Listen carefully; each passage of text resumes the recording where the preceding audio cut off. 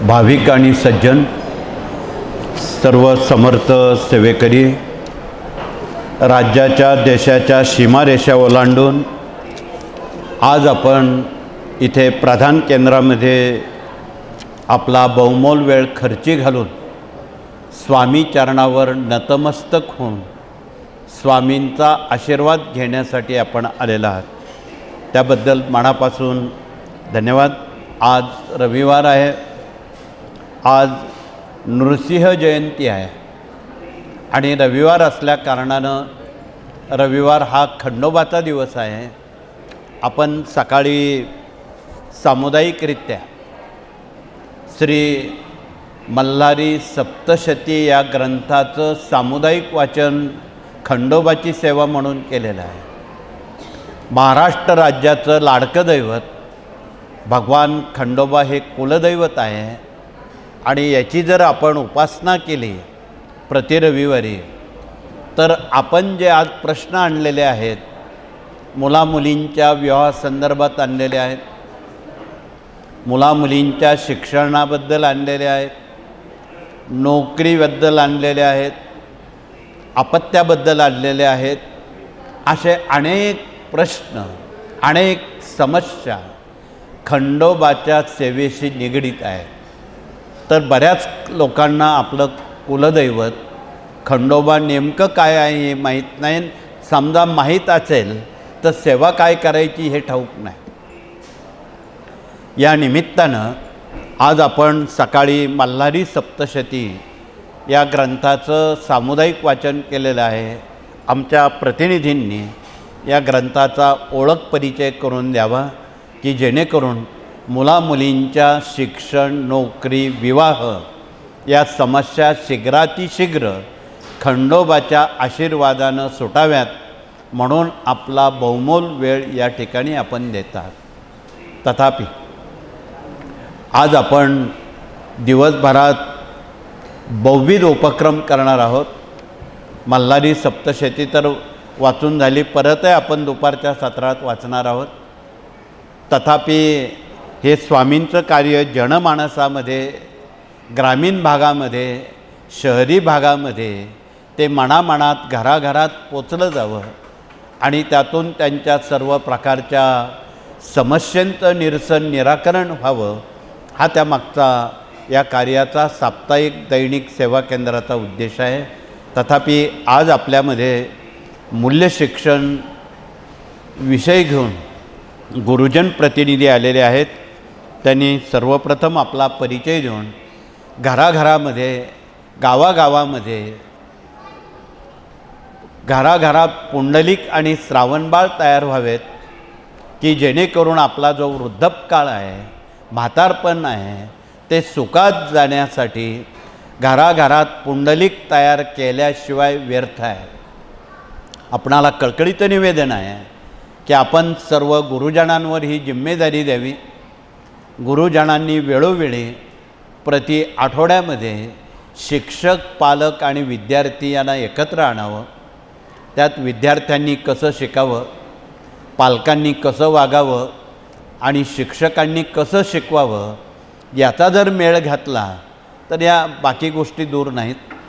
म्हणून आपण हे संस्कार नव्या पिढीवर सातत्यानं केल्याशिवाय ही संस्कृती टिकणार नाही. संस्कार केले तर संस्कृती टिकेन, संस्कृती टिकली तर धर्म टिकेन आणि धर्म टिकला तरच देश टिकेन. हे वास्तव कोणालाही लपवता येत नाही. म्हणून आमच्या सर्व देशवासीय पालकांना कळकळीचं निवेदन आहे की तुमची पुढची पिढी आदर्शवत झाली पाहिजे, निर्व्यसनी झाली पाहिजे, शाकाहारी झाली पाहिजे, आईवडिलांना सन्मानित करणारी झाली पाहिजे, थोडक्यात पुंडलिकासारखी झाली पाहिजे. आणि हे कुणाला नको आहे. परंतु यासाठी खूप मशागत करावी लागते मनांची. प्रत्येकाच्या अंतःकरणावर संस्कार करावे लागतात. केवळ ते डोक्यावर करून चालत नाही. म्हणून आमच्या गुरुजनांनी आपणाला काही विशेष माहिती ते देताना काही ग्रंथ ते दाखवत आहेत.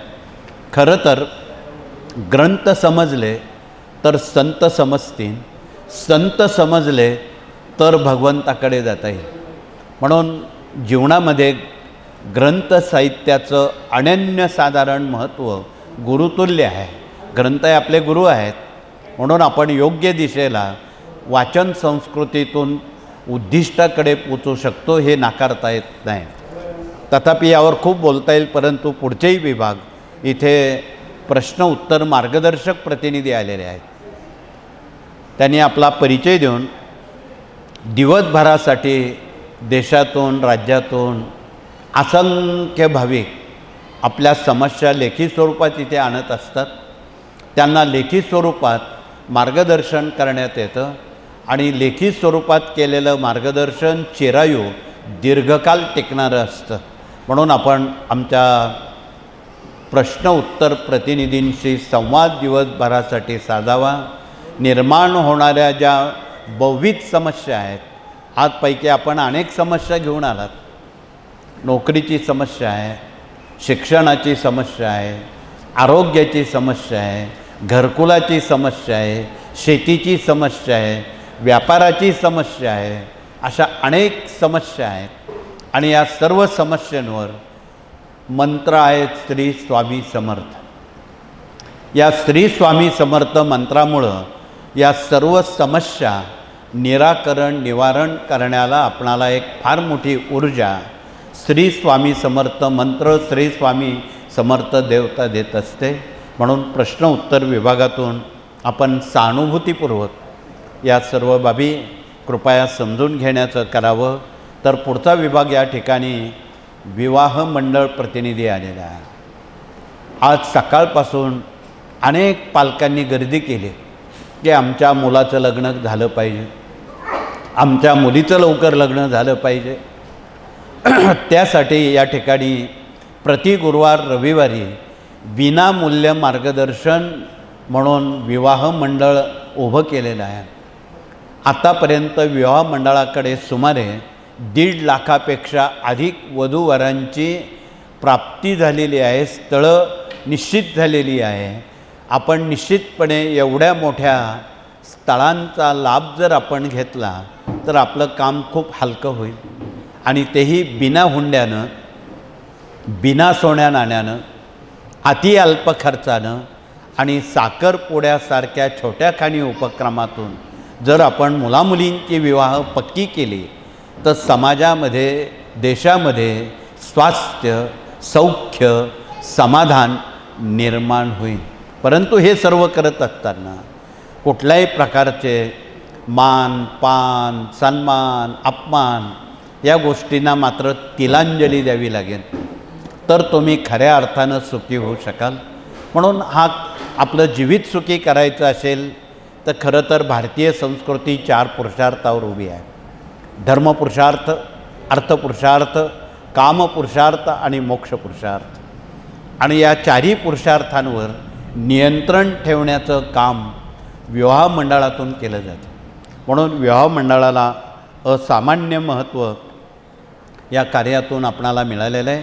परंतु हे कार्य मर्यादित न ठेवता भारतात असणारी सर्व गावं, भारतात जेवढ्या ग्रामपंचायती आहे ग्रामीण भागात, त्या सर्व ग्रामपंचायतींकडे आमच्या विवाह मंडळानं आपला एक प्रतिनिधी सोपवावा. आणि गावाला जर खऱ्या अर्थानं विकासाकडे न्यायचं असेल तर हुंडा घेण्याची शपथ द्यावी. आम्ही हुंडा घेणार नाही. म्हणजे गाव निश्चितपणे विकासाकडे जाईल आणि त्यातून निश्चितपणे गावाची सर्वांगीण प्रगती होईल, यात दुमत नाही. म्हणून हा एक सामाजिक सद्भावना विवाह मंडळातून जनतेपर्यंत नेण्याला आपणाला एक नामी पर्वणी, नामी संधी आहे आणि तशी अनुभूती आहे.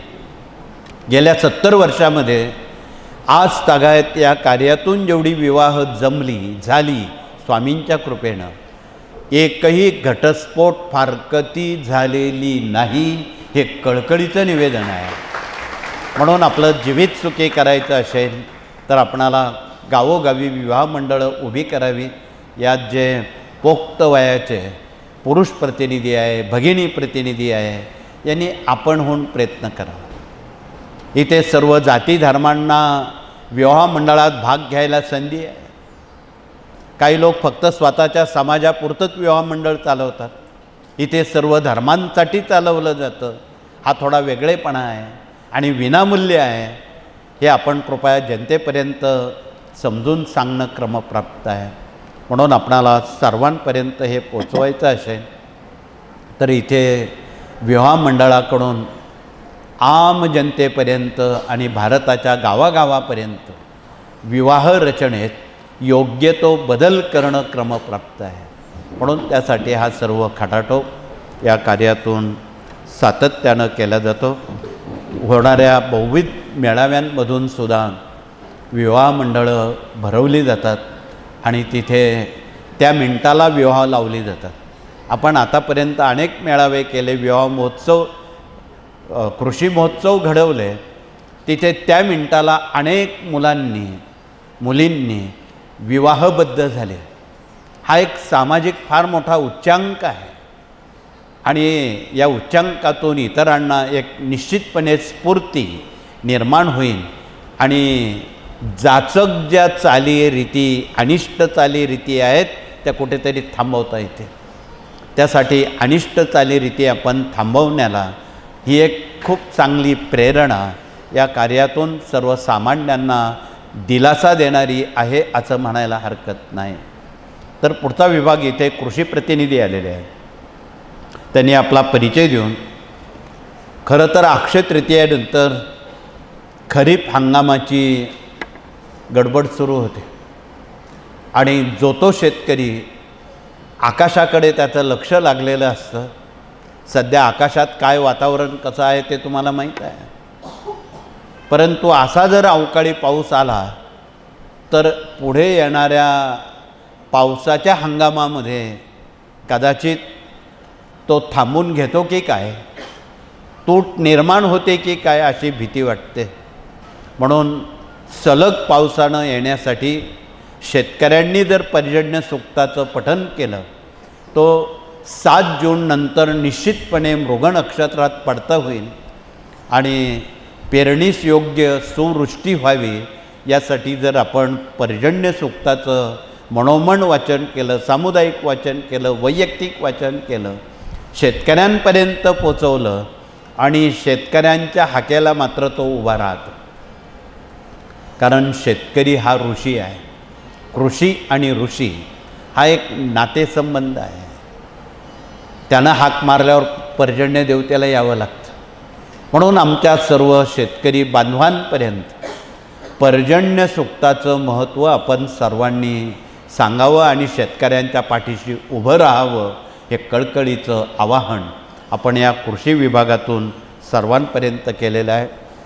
कृषीचं खरीप हंगाम सांभाळताना त्याचं माती परीक्षण आहे, बीज परीक्षण आहे. आपण ज्यावेळी बीज पेरू त्यातील एक मूठभर बी आपण एका वाफ्यात रुजून बघावं. त्याची उगवण क्षमता किती आहे ते ठरवून नंतर बियाणं पेरावं. बऱ्याच वेळा डोळे झाक केल्यामुळं पेरलेलं बी पैकीचे पैकी उगवत नाही. कमी टक्केवारीत बी उगवतो आणि शेतीत नुकसान होते हे सर्व शेतकऱ्यांना माहीत आहे. म्हणून बियाण्याची एकंदरीत आपणाला परीक्षण करूनच आपण पेरणी करावी हे कळकळीचं आवाहन आहे. शेतीबद्दल या कृषी भाग 1, 2, 3मध्ये शेती कशी करावी, शेतीवर अवलंबून असणारे सुमारे 55 लघुउद्योग आहेत. ते शेतकऱ्यांच्या पदरात पाडण्यासाठी, त्यांच्या मुलांना ते उद्योग सुपूर्द करण्यासाठी या कार्यातून सातत्यानं खटाटोप केला जातो. म्हणून आमचे कृषी प्रतिनिधी अनेक कंपन्यांना बोलवतात. मधल्या वर्षभराच्या काळामध्ये महाराष्ट्रातून 4,500 शेतकऱ्यांच्या मुलांना कंपन्यांनी नोकऱ्या दिल्या आणि त्यांना स्वतःच्या पायावर उभं केलेलं आहे. म्हणून आपणाला आजच्या मितीला शेतकऱ्यांच्या मुलांना नोकऱ्या नसल्यामुळं कोणी मुली देत नाही. आजच्या मितीला सर्वात अवघड प्रश्न विवाहाचा शेतकऱ्यांच्या मुलांचा आहे. त्यातही मिळाली सूनबाई चांगली तर ठीक, खाट्याळ सूनबाई मिळाली तर काय होईल हे ज्योतिषांनी सांगण्याचं प्रयोजन नाही. म्हणून आपणाला कळकळीचं निवेदन आहे की शेतकऱ्यांच्या मुलांना पायावर उभं करण्यासाठी हा सारा खटाटोप या विभागातून केला जातो आणि केला जाणार आहे. यामध्ये आपण सर्वांनी शेतकऱ्यांच्या पाठीशी उभं राहावं हे आवाहन आपणाला सातत्यानं केलं जातं आहे. कृषीनंतर या ठिकाणी आरोग्य विभाग, इथे डॉक्टर लोक मराठवाड्यातून मोठ्या संख्येनं आलेले आहेत. ते दर महिन्याला इथे मोफत सेवा देत आहेत आणि लवकरच आपण सिंहस्थापूर्व काळात त्र्यंबकेश्वरी होऊ घातलेलं, आकार घेत असलेलं मोरेदादा चॅरिटेबल हॉस्पिटल तथा आरोग्यधाम ते आपली वाट बघतं आहे. त्या ठिकाणी गरजूंना मोफत माफक दरात त्या ठिकाणी असाध्य आजार बरे करण्याचा शब्द दिलेला आहे. म्हणून त्या ठिकाणी आपणाला एक मोठं गरिबांसाठी एक आरोग्यधाम त्या ठिकाणी आकार घेत आहे आणि इथे प्रति गुरुवार रविवारी शेकडो रुग्ण कॅन्सरचे येतात. आजही सकाळपासून बरेच रुग्ण आलेले आहेत, काही बसलेले आहेत. त्यांनी घाबरून जाऊ नये. इथे स्वामींनी सांगितले, भिवू नकोस, मी तुझ्या पाठीशी आहे. म्हणून कृपया त्यांनी घाबरून जाऊ नये. त्यांनी या दव्याचं महत्त्व समजून घ्यावं आणि देवानं दिलेलं आयुष्य जेवढं आहे तेवढं ठणठणीत निरोगी जीवन जगावं हा सल्ला इथून आमच्या डॉक्टरांकडून घेऊन जाताना इथे कॅन्सर बरा करण्याचा दवा सप्तरंगी आणि सप्तरंगी मूळ इथे आणलेला आहे. हा 100% कॅन्सर आजारावर अत्यंत गुणकारी उपाय आहे. अर्थात तो बिना वेदना आहे, बिना शस्त्रक्रिया आहे, बिना केमो आहे आणि अत्यंत स्वल्प आणि मोफत दरात तो औषध गरजूंपर्यंत मिळवण्याला एक नामी संधी आहे. म्हणून या औषधाचा कृपया आपण वापर करून बघा. ज्यांना ज्यांना जी जी अनुभूती येईल त्यांनी ती इतरांपर्यंत कृपया पोचवावी हे कळकळीचं आवाहन. तर ज्यांना घशाचा कॅन्सर आहे त्यांनी रानभिंडी मधात घासून प्राशन केल्यास 100% घशाचे कॅन्सर हा वनस्पती बरा करतो. ज्यांना रक्ताचा कॅन्सर आहे, ब्लड कॅन्सर आहे, त्यांनी हा रानभिंडी देशी गाईच्या गोमूत्रात घासून प्राशन केला तर महिन्याभराच्या आत घशाचा नव्हे रक्ताचा कॅन्सर बरा होतो. हे वास्तव लपवता येत नाही. तर ज्यांना पोटात गाठी झालेल्या आहेत, कॅन्सरच्या असतील अन्य असते, वेखंड देशी गाईच्या गोमूत्रात घासून गरम करून प्राशन केल्यास दिवसभरातून 3 वेळा 100% गाठी गळून पडतात. कुठलाही केमो, शस्त्रक्रिया, वेदना या होत नाही. फक्त एकच आहे, औषधं कडू तुरट आहेत. ती मात्र आपल्याला डोळे झाकून घ्यावी लागते आणि गरजूंना त्याची आवश्यकता आहे. केमो वाचवायचा असेल, कारण एका केमोचे डॉक्टर लोक किती पैसे घेतात ते तुम्हाला माहीत आहे, आम्ही सांगणार नाही. लाखो रुपये केमोचे द्यावे लागतात. म्हणून हा अनामिक खर्च टाळण्यासाठी आणि निरोगी जीवनाकडे जाण्यासाठी संतश्रेष्ठ तुकाराम महाराजांनी वृक्षवल्लरी आम्हा सोयरे बा वंचरे हा शब्द कोणासाठी आहे? हा तमाम मानवजातीच्या हितासाठी आहे. म्हणून त्यांनी वन औषधी आणि त्याचं महत्त्व जनमानसापर्यंत अबाधित ठेवावं हे कळकळीचं आवाहन. तसं आमच्या भगिनींच्या मसाल्याच्या डब्यामध्ये डझनभर औषधं आहे. त्यात पहिला हळद आहे. तुम्ही स्वयंपाकाला नेहमी हळद वापरता, तुम्ही जिरं वापरता, मिरं वापरता, तेजपान वापरता, दालचिनी वापरता. ही केवळ अन्य बाब नाही, ही औषधी वनस्पती आहे आणि ही औषधी वनस्पती टाकून आपण आपलं जीवन निरोगी करण्याचा प्रयत्न करतो. खरं तर आमच्या सर्व माता भगिनींनी स्वयंपाक करताना औषध म्हणून त्याकडे बघावं आणि आपल्या कुटुंबियांचं आरोग्य अबाधित राहावं अशा पद्धतीत पाकशास्त्रात लक्ष घालावं हे कळकळीचं आवाहन. यावर खूप बोलता येईल. खरं तर यावर आमच्या काही भगिनींनी PhD करावं आणि आरोग्य संविधान देशभरापर्यंत चांगल्या पद्धतीत पोचवावं हे कळकळीचं आवाहन. म्हणून आपणाला घरगुती आयुर्वेद खूप काही सांगून जातं. बऱ्याच वेळा रक्तात हिमोग्लोबिन कमी होतं, प्लेटलेट कमी होतात. त्यावेळी तुमच्या मसाल्याच्या डब्यात जिरं आहे. 1 ग्रॅम जिरं विड्याच्या पानात चावून खाल्ल्यास 3 दिवसात हिमोग्लोबिन पूर्वपदावर येतं. ते 14-15पर्यंत जातं. प्लेटलेट अपेक्षित वाढतात. याला फार काही करावं लागत नाही. म्हणून ही औषधं आहेत. केवळ त्याकडे अन्य बाब डोळे झाक करून चालणार नाही. ज्यांना वजन मर्यादित ठेवायचं आहे त्यांनी दालचिनीचा वापर करावा. हळद तर सर्व गुणसंपन्न आहे. जगामध्ये असं एकही आजार नाही की त्यावर हळद चालत नाही. म्हणून हळदीचे अनेक उपाय आहेत.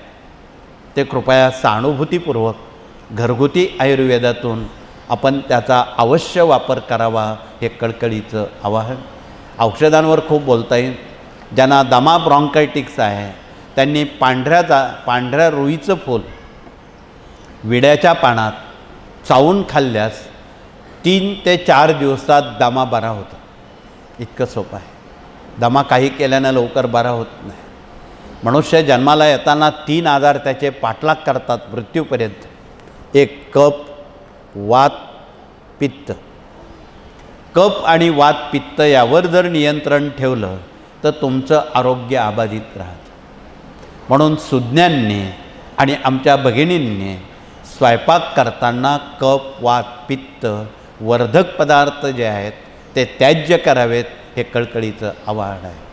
केळी, सीताफळी जर खाल्ली, दूधयुक्त चहा, घट्ट दूधयुक्त चहा जर आपण प्राशन केला, त्वरित त्याला कफ प्रवृत्ती जडते किंवा कफाचे त्रास होतात. शीतपेय पिल्यामुळं अनेक लोकांना कफाचे आजार जडतात. जे लोक पोहे खातात, हिरवी मिरची वापरतात, वांगी वापरतात, त्यांना 100% पित्ताचे विकार होतात. म्हणून त्यांनी ते पदार्थ जर टाळले तर पित्तापासून त्यांचं संरक्षण होईल. वाताबद्दल बोलायचं झालं तर वरचे जे 4-5 पदार्थ आहेत ते वर्ज्य केले, वातापासून आपलं संरक्षण होतं. त्यात पहिलं वांगी आहे. सर्वात त्रासदायक म्हणजे वांगी. आणि महाराष्ट्राच्या पाट्यावर असं पुजलेलं आहे की वांगी कुणाला आवडत नाही असं एकही कुटुंब नाही. म्हणून वांगी हे वात निर्माण करणारं आहे. वालवड वात निर्माण करणारं आहे. वाटाणा वात निर्माण करणारा आहे. त्या पदार्थांना त्याज्य करावं, मना करावं हे कळकळीचं आवाहन खरं तर स्वयंपाकशास्त्रात भगिनींना माहीत असावं म्हणून सांगण्याचं प्रयोजन. यावर खूप तपशिलात बोलणं उचित नाही. पुढचे विभागही तेवढेच महत्त्वाचे आहेत. पुढचा विभाग या ठिकाणी वास्तुतज्ञ प्रतिनिधी आलेले आहेत. त्यांनी आपला परिचय देऊन आपण वास्तू का बांधतो, कशासाठी बांधतो, आपल्या घरामध्ये आपल्याला सुख मिळावं, शांती मिळावी, समाधान मिळावं, निरोगी जीवन राहावं म्हणून वास्तूची अंतर्गत रचना कशी असावी हे ज्ञानदान 1 ते 4 ग्रंथांनी दिली असून नजर चुकीनं घरात बंद पडलेली घड्याळं, फुटलेली भांडी, तुटलेल्या चपला, फाटलेले कपडे, घरात काळा दगड किचनला ओट्याला कुठेतरी लावलेला आहे. तथापि ज्या भगिनींच्या घरामध्ये किचनला किंवा अन्यत्र काळ्या रंगाचा कडप्पा लावलेला आहे त्यांनी हात वरती करावा. भरपूर हात वरती आलेत. घरी गेल्यावर तो काळा दगड तोडू नका. इथे पिरॅमिड दाखवत आहेत, त्याला पांढरा किंवा पिवळा रंग ऑइल पेंट जर मारला, सारी दुखणी त्या मिनिटाला थांबते. कुठेही फोडतोड करण्याची आवश्यकता नाही.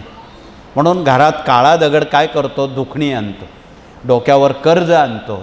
म्हणून अत्यंत सोप्या साध्या पद्धतीत या उपायातून आपण वास्तूला एका विशिष्ट दिशेला आपण नेऊन सौख्य समाधान मिळू शकतो हे कळकळीचं आवाहन आपणा सर्वांना केलेलं आहे.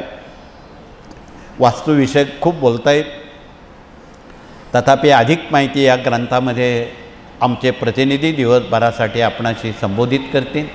तर पुढचा विभाग इथे कायदेशीर सल्लागार म्हणून वकील आणि न्यायमूर्ती आलेले आहेत. त्यांनी आपला परिचय द्यावा आणि आलेल्या भाविकांना निश्चितपणे योग्य दिशेचं मार्गदर्शन करत असताना सोबत प्रशासकीय कामकाज प्रशिक्षण प्रतिनिधींसह स्वयंरोजगार प्रतिनिधी, पर्यावरण प्रकृती प्रतिनिधी, पशुगोवंश प्रतिनिधी, माहिती तंत्रज्ञान प्रतिनिधी, याज्ञिकी प्रतिनिधी, दुर्ग अभियान प्रतिनिधी आणि देश विदेश अभियान प्रतिनिधी हे सर्वजण प्रातिनिधिक स्वरूपात आलेले आहेत. त्यांनी आपला परिचय देऊन आगामी भविष्यकाळात हे कार्य जनमानसात पोचवायचं आहे. ते आपल्यापर्यंत मर्यादित ठेवून उपयोग नाही. म्हणून इथे अनेक उपक्रम राबवले जातात. त्याची पूर्ण माहिती हे विभाग आपणाशी संबोधित करणार आहेत. ज्यांना भागवत वाचायला मथुरेला यायचं आहे त्याने आमच्या प्रशासकीय कामकाज विभागात भेट द्यावी. ज्यांना 20 मे रोजी महासत्संग मेळावा मातृतीर्थ शिंदखेड राजा या ठिकाणी यायचं आहे त्यांनी आमच्या प्रतिनिधींशी संवाद साधून आपण त्या विषयाकडे वळताना त्याआधी इथे याज्ञिकी प्रतिनिधी आपला परिचय देत आहेत. इथे हा ध्वजस्तंभन यंत्र आहे, वादळ स्तंभन यंत्र आहे. वादळ थांबवायचं असेल तर हा मारुती ध्वज लावला आणि त्या खाली बसून मारुती स्तोत्र वाचलं किंवा हनुमान चालिसा वाचला, मोजून 3 मिनिटात वादळ थांबतं, पुढच्या घटना टाळतात. तर भूकंपरोधक यंत्रसुद्धा आपण गाव पातळीवर मारुती मंदिरात जर स्थापन केलं तर त्या गावात छोटे भूकंप होतील, मोठे भूकंप होणार नाही, 1 रिश्टरपेक्षा मोठे होणार नाही. म्हणून या सर्व बाबी लोककल्याणासाठी, देशकल्याणासाठी, धर्मकल्याणासाठी, मानव कल्याणासाठी हे 18 विभाग आपण गावगणिक कार्यरत करावेत आणि त्यात आपण सर्वांनी सहभाग घ्यावा हे कळकळीचं आवाहन आहे. उर्वरित पुढचा विभाग मराठी अस्मिता आणि भारतीय संस्कृती आमच्या माता भगिनींनी जिवंत आणि समृद्ध केलेला विभाग आहे. त्यांनी त्वरित आपला उभं राहून परिचय द्यावा. आज बुद्ध पौर्णिमा आहे आणि या पौर्णिमेचं अनन्यसाधारण महत्त्व आपण समजूनच घेणार आहोत. वर्षभरात येणारे सण, वार, व्रत, वैकल्य, कुलधर्म, कुलाचार, देवी, खंडोबा, गोत्र, एकादशी, पौर्णिमा या साऱ्या बाबी मराठी अस्मितेतून आपण समजून घेणार आहोत. तथापि दर पौर्णिमेला आमच्या सर्व माता भगिनी कर्जमुक्त जीवन जगण्यासाठी, ऋणमुक्त जीवन जगण्यासाठी गेली अनेक दशकं या सेवा करतायत. त्यापैकी आज काही भगिनी 2 प्रश्न घेऊन आल्यात, 2 समस्या घेऊन आल्यात. त्यातली पहिली समस्या व्यसनमुक्ती आहे. आणि व्यसनमुक्ती करायची असेल, काही कुटुंबात चोरून काही सदस्य व्यसनं करतात, कोणी दारू पितं, कोणी मांसाहार करतं, कोणी अन्य व्यसनं करतं. हे सर्व आळा घालायचा असेल, थांबवायचं असेल तर इथे रुद्रयंत्र आहे. या रुद्रयंत्रावर आपण महिम्न किंवा रुद्र पठन करावं, पाण्याचा अभिषेक करावा आणि ते तीर्थ हट्टी, तापट, आजारी, विकलांग, मद्यपी, धूम्रपी, मांसाहारी अनेक खोडी असणाऱ्या लोकांना जर ते तीर्थ भगिनींनी रोज चहातून, पिण्याच्या पाण्यातून, जेवणातून दिलं, महिन्याभरात सुंटे वाचून खोकला जाईन आणि ते सदस्य शाकाहारी निर्व्यसनी होतील, ते कुठेही जाणार नाही. भगवंताकडे यापेक्षा अजून काय मागावं? मागून मागून तुम्ही काय मागणार आहात? आणि देवाकडे काय मागावं हा महत्त्वाचा मुद्दा आहे. त्या मुद्द्याकडे आपण थोड्या वेळात वळणार आहोत. दुसरा मुद्दा, अनेक भगिनी स्वामींकडे नमस्कार करता करता डोक्यावर खूप कर्ज झालं आहे ही विचारणा करण्यासाठी काही लेखी प्रश्न आमच्याकडे पाठवलेले आहेत. उत्तर आहे, त्याचं उत्तर आहे श्रीयंत्र. हे श्रीयंत्र आहे, हे लक्ष्मी नारायणांचं आसन आहे आणि लक्ष्मीचं वाहन कमळ आहे. लक्ष्मीला कमळ फार आवडतं, तिचं वाहनच ते आहे. परंतु आजच्या मितीला आपण रोज कमळं वाहू शकत नाही, एवढे कमळं आपल्याजवळ नाहीत. रोज 108 कमळं कुठून आणायचे, एवढे आपल्याजवळ कुणाजवळ नाही. म्हणून या कार्यानं एक युक्ती लढवली. कमळाच्या फुलातून प्राप्त झालेलं बी, त्याची केलेली माळ, त्याला कमळगड्डा म्हणतात. कमळ म्हणून हीच माळ त्या श्रीयंत्रावर अर्पण करावी आणि दुसऱ्या हातात विष्णूंना आवडणारी तुळशीची माळ घ्यावी आणि या तुळशीच्या माळेवर भगवान विष्णूंचा मंत्र म्हणावा. त्यात विष्णू गायत्री, लक्ष्मी गायत्री, कुबेराचा मंत्र आपण म्हणावा. नंतर श्रीसूक्त आणि शेवटी व्यंकटेश स्तोत्र वाचावं आणि दर पौर्णिमेला एक वाटीभर शिरा बनवावा प्रसादाचा. मराठी ही 5 अध्यायाची पोथी वाचावी. एका पाटावर 3 सुपाऱ्या मांडाव्यात, गणपती वरुण कुलदेवता म्हणून, आणि सरळ मराठी पोथी वाचून सत्यनारायण करावं. नंतर आरती करावी. सत्यनारायण झाला, प्रसाद तीर्थ वाटून घ्यावं. तथापि इथे आलेल्या ज्या भगिनी प्रति पौर्णिमेला स्वतः सत्यनारायण करतात त्यांनी हातवरती करावेत. भरपूर हातवरती आलेले आहेत, पण ज्यांचे हातवरती नाहीत त्यांना तुम्ही सांगण्याचं करावं. सांगणाराला काही टक्के पुण्य मिळते. भला करो भला होगा. म्हणून आपण इतर भगिनींना कृपया तुम्ही जे श्रीयंत्राचं पूजन करता त्याची माहिती अधोरेखित करा, सर्वांना सांगा. त्यांचंही भलं होऊ द्या, त्यांचं भलं निश्चित होणार. ही काळ्या दगडावरची रेघ आहे. म्हणून आपण ह्या सर्व बाबी दिव्यानं दिवा लावून, ज्योतीनं ज्योत लावून सर्व भगिनींपर्यंत आपण सांगाव्यात. तथापि आपण जाणार आहोत 20 मे रोजी शिंदखेड राजा, जिल्हा बुलढाणा, विदर्भ या ठिकाणी कशाकरता जाणार आहोत, का जाणार आहोत. गेल्या दशकापासून हा सत्संग मेळावा मागे पडला. कोरोनाच्या आधीच आपणाला करायचा होता. भारतातल्या सर्व भगिनींनी एकमुखी निर्णय घेतला की आपण सर्वांचे मेळावे घेतो, पण भगिनींचा एक मेळावा, आदर्श माता, राजमाता, लोकमाता, हिंदवी स्वराज्याची माता जिजाऊ साहेबांच्या जन्मगावी घ्यावा अशी मांग महाराष्ट्रातल्या तमाम भगिनींची होती. म्हणून ती वेळ जवळ आलेली आहे. म्हणून आपणाला कळकळीचं निवेदन आहे सर्व भगिनी वर्गांना की आगामी 20 तारखे रोजी त्या दिवशी दिवसभरासाठी बहुविध उपक्रम जिजाऊ मातेंचे त्या ठिकाणी भगिनींनी आयोजित केलेले आहेत.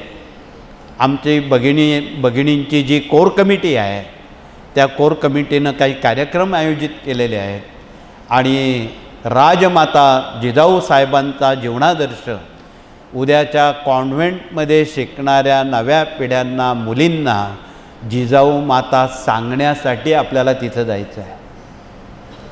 आज भारतामध्ये तमाम ग्रह खातं सांगतंय भगिनी सुरक्षित नाही. आमच्या जिजाऊ माता सांगतात भगिनी सुरक्षित आहेत. कशामुळं आहेत ते समजून घेण्यासाठी जाणार आहोत. आपण परवाच नामसप्तामध्ये सप्तशती याग केलं. सप्तशती यागामध्ये, चंडी यागामध्ये मातोश्री जिजाऊ साहेब वेळोवेळी सप्तशतीचं पठण करायचे. अनेक वेळा रामायण, महाभारत, गीता वाचलेली आहे, भागवत वाचलेलं आहे. त्या 11 अलंकाराचं महत्त्व जिजाऊ साहेब सांगायच्या. त्यातला एक अलंकार म्हणजे कंकण आहे. जर साऱ्या भगिनींनी, मुलींनी कंकण घातलं तर त्यांना 156 बाळगायची गरज नाही. त्यापेक्षा डबल सामर्थ्य कंकणामध्ये आहे. म्हणून ते कंकण तुम्ही वैज्ञानिक, सामाजिक, वैयक्तिकदृष्ट्या, मला विज्ञानातून सुद्धा त्यावर बोलता येईल.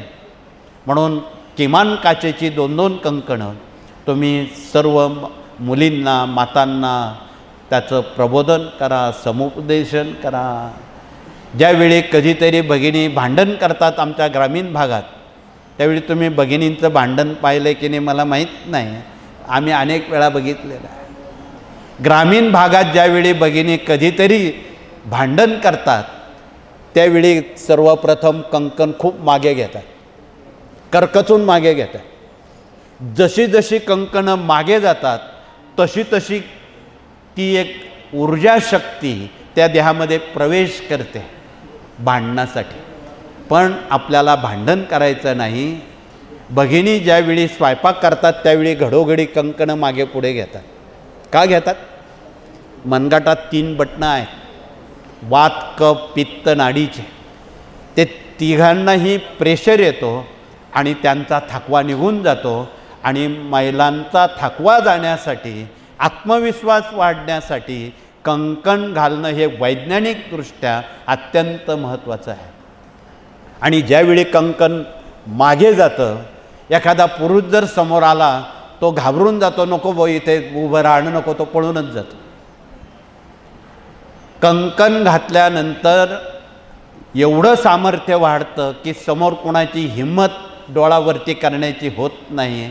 एवढं सामर्थ्य काचेच्या कंकणाचं आहे. म्हणून इथे बसलेल्या, घरी असलेल्या सर्व माता भगिनींना कळकळीचं निवेदन आहे की हे तुमचं फार मोठं संरक्षण जिजाऊ मातेनं तुम्हाला दिलेलं आहे. म्हणून तुम्हाला जिजाऊ माता समजून घ्यावा लागणार आहे.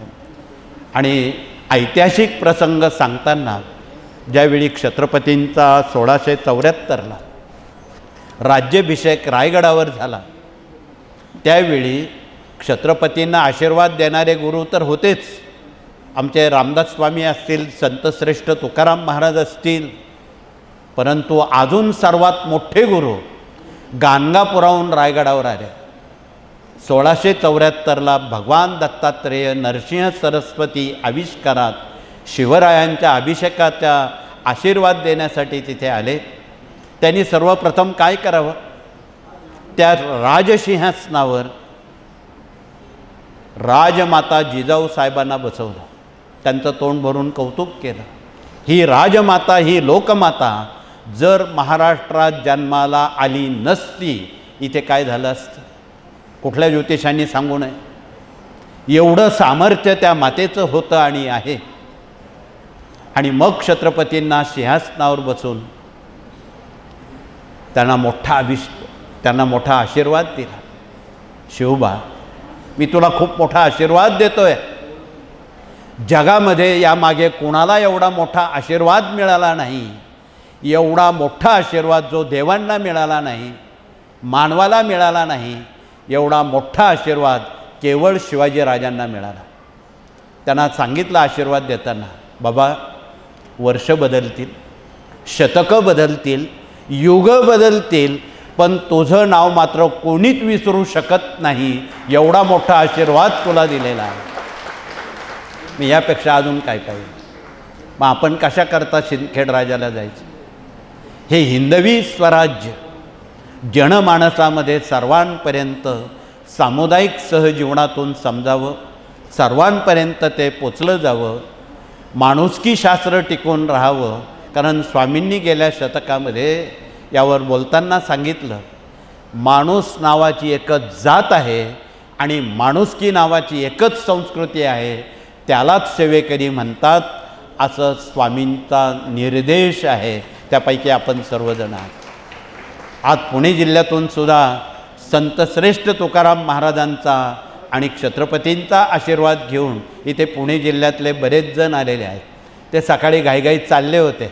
त्यांना आमच्या सेवेकऱ्यांनी थांबवलं की थांबा, शिवाजीराजे समजून घ्या, तुकाराम महाराज समजून घ्या आणि तुमच्या जिल्ह्याचा आदर्श देशापर्यंत पोचवा. अशी केंद्र 2 पायाची उभी करा. म्हणून पुणे जिल्ह्यातल्या लोकांना इथे थांबवावं लागलेलं आहे. मी अधिक वेळ आपला घेणार नाही. वेळेला विराम करण्यापूर्वी आपणाला अजून एक ठिकाणी जायचं आहे. 27 जून ते 4 जुलै या काळात आपण जाणार आहोत भगवान श्रीकृष्णांच्या जन्मभूमीत, कर्मभूमीत मथुरा वृंदावनामध्ये. असंख्य भाविक 7 दिवसाचं भागवत वाचन करण्याला जाणार आहे. इथे आमचे भागवतात मार्गदर्शन करणारे, प्रशासकीय काम करणारे जे प्रतिनिधी आलेले आहेत, त्यांनी परत एकदा आपला परिचय देऊन ज्यांना ज्यांना भागवतात जायचं आहे, मथुरेला जायचं आहे, त्याने आमच्या प्रतिनिधींशी संवाद साधावा. तिथे कसं जायचं, काय करायचं, अधिक तपशिलात माहिती इथे पत्रकसुद्धा त्याचं दिलेलं आहे. त्यांनी पत्रकं घेऊन जावी, त्यांनी पास घेऊन जावेत आणि त्याप्रमाणे त्या ठिकाणी 7 दिवसात जन्मजन्मांतरीचे शाप, ताप, दैन्य, दुःख, उपद्रव, संकट, पूर्वजन्म, पुनर्जन्म, प्रारब्ध, सुकृत, खूप सेवा करूनही जर गुण येत नाही, शेवटची मात्रा भागवत आहे. म्हणून ज्यांनी खूप सेवा केली, फारशी अनुभूती आली नाही, अशा लोकांना ही सुवर्ण संधी आहे. म्हणून त्यांनी त्यात कृपया भाग घ्यावा हे पुन्हा पुन्हा कळकळीनं सांगतो. अधिक वेळ न घेता पुनश्च आपणा सर्वांना पुढील काळाच्या शुभेच्छा, सदिच्छा देऊन अंतःकरणपूर्वक आपणाला धन्यवाद देतो आणि या ठिकाणी सामुदायिकरित्या हात जोडून प्रार्थना करून आपण सर्वप्रथम प्रार्थनेनंतर भगिनी नंबर 1च्या गेटनं समाधी मठाला वळसा घालून दरबारात स्वामींचं दर्शन घेतील. दर्शन उभ्यानं घ्यावं. तदनंतर पुरुष वर्ग त्याप्रमाणे येतील आणि पुढील मार्गदर्शन आमचे प्रतिनिधी आपणाशी करतील. पुन्हा एकदाच आपणाला धन्यवाद देतो. या ठिकाणी थांबतो. श्री स्वामी समर्थ.